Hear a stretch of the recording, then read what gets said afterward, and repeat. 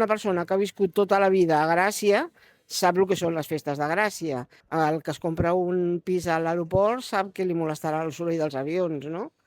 És el que hi ha.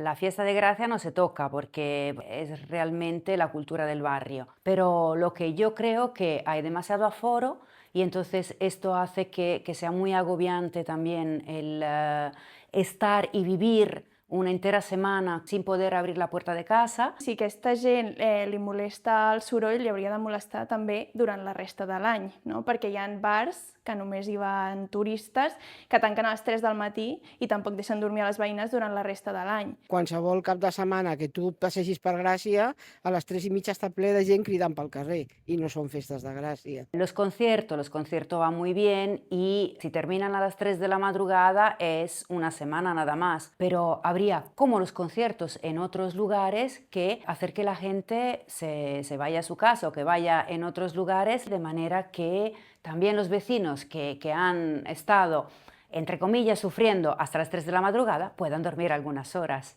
És que el problema del soroll és només la capa superficial del verdader problema que hi ha a les festes de Gràcia, que és que tenim una massificació turística gegant que ve provocada també per la gentrificació que tenim al barri. Però no hem de centrar que el problema de la Festa Major de Gràcia és el soroll.